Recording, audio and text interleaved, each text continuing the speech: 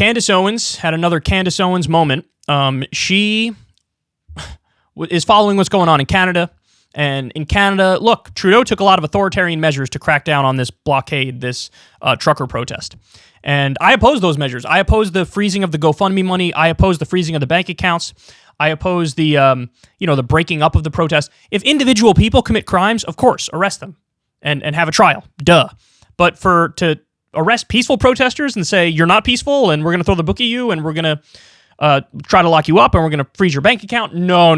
That goes way too far. So Candace is looking at this in the same way I'm looking at this. Like, okay, it's a little extreme what the government's doing. Now, I have no doubt that if the shoe were on the other foot and it were left-wing protesters, she'd be like, call in the troops, crack down on them, freeze the bank accounts. But the difference is I'm consistent. I don't want to freeze BLM's GoFundMe money. I don't want to freeze, some left-wing protesters' bank accounts. I don't want to send in the troops to bust them up. She probably would, but I'm consistent. For both, I would say don't lay a precedent, which is terrible, which then makes it so the government can break up any protest for any reason and over-criminalize it and do an authoritarian crackdown. Well, she took it a little bit too far, as only Candace Owens could. Take a look at what she tweeted. So she said, stop talking about Russia. Send American troops to Canada to deal with the tyrannical reign of Justin Trudeau Castro. He has fundamentally declared himself dictator and is waging war on innocent Canadian protesters and those who have supported them financially. 74.4K likes. Jesus Christ. 19K retweets. Now, I don't know how many of them were, how many of those retweets were like tongue-in-cheek, like, look at this idiot, what's she doing? But certainly a number of them weren't. Probably most of them were sincere. Now, there was another article that came out, I think it was in The Guardian, where it said, Candace Owens says to invade Australia over their COVID protocols. And I watched the actual clip of her, and in context, fair is fair, she was being sarcastic. She wasn't saying, like, let's actually invade Australia. She was comparing it to the war on terror, saying, for the war on terror, we invaded for these reasons. Well, this is also tyrannical and authoritarian and undemocratic, so when are we going to invade Australia? So she was being sarcastic. I know, because I wanted to cover the segment. I was going to cover the segment, but then when I watched the video, I was like, that's not quite fair. It's misleading to say that she plainly said, let's invade Australia. She didn't really do that. But she does appear to be really doing that with Canada. Look, maybe I'm massively autistic and that's getting in the way of the plain face reading, but you go back and read it yourself. She does appear to sincerely be arguing, let's invade Canada. Stop talking about Russia. Send American troops to Canada to deal with the tyrannical reign of Justin Trudeau Castro. He has fundamentally declared himself dictator, yada, yada, yada, yada. Candace, www.no.com. No, of course not. It's funny that so with Russia, she somehow understands, like, why are we even talking about Russia? Well, we're talking about them because they might be invading Ukraine, a sovereign nation, so that would sort of be a problem. But she sort of understands that with Russia, it's like, hey, is that really our business? Is that really our business? Look, I feel bad for Ukraine. I hope they can defend themselves. But am I going to send a kid from Kentucky to go fight and die over there? No. So, but why wouldn't the same logic apply to Canada? What, just because they're on our border? It's different?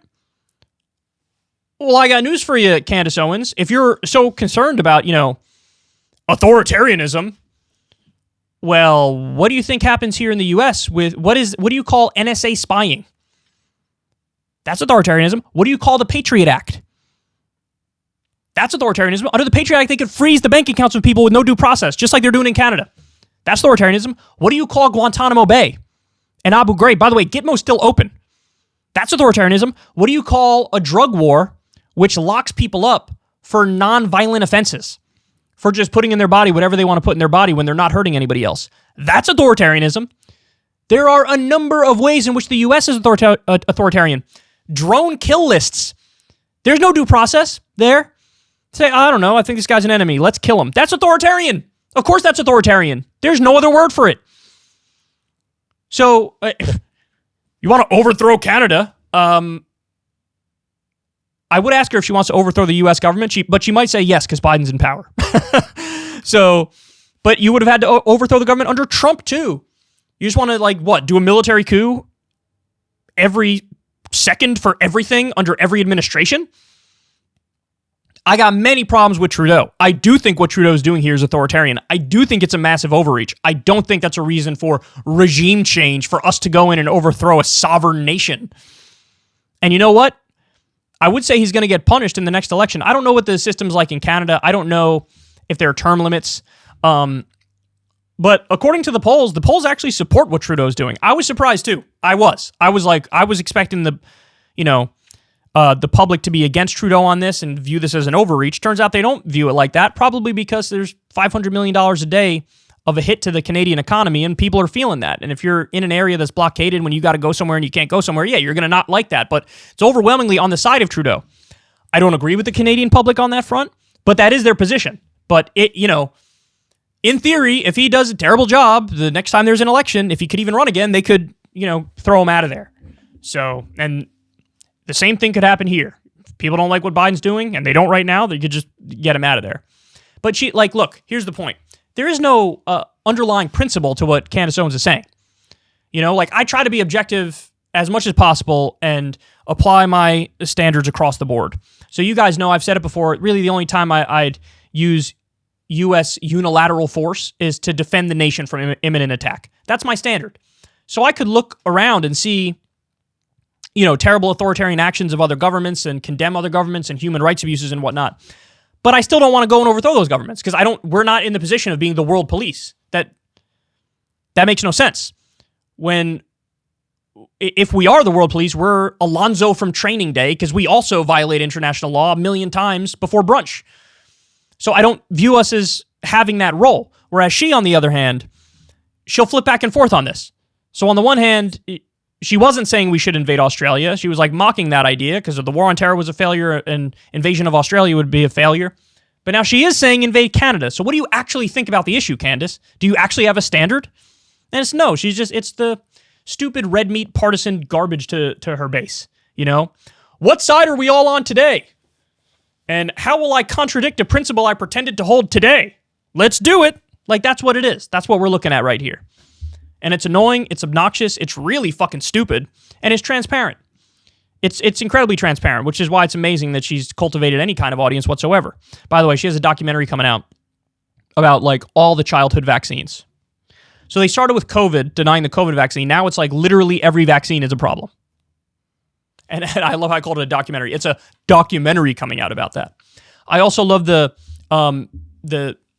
wink and a nod to the conspiracy on the right that Justin Trudeau is the son of Fidel Castro. They have a whole story. They talk about, his parents visited Cuba, and look, Fidel Castro looks like Justin Trudeau. Here are the pictures side by side. So this is a thing on the right now. And by the way, I actually like what Jordan Peterson said about this best. He was like, even if it was true, who cares? What, do you think the politics are passed down through genes? I know they're trying to say he's like a Cuban dictator with what he does. It's you think the politics are passed down through the genes of the father to the son? That's not how it works. How simplistic and stupid is that?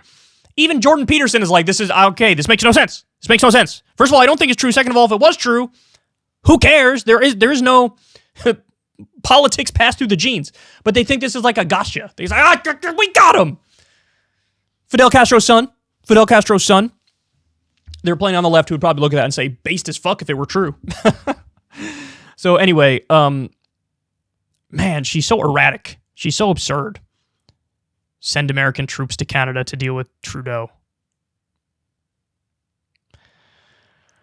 We're a little busy, Candace. The U.S. is a little busy intervening in 8 different countries, wanting to add Iran to the list, Russia to the list, North Korea to the list, undermining Venezuela and Cuba.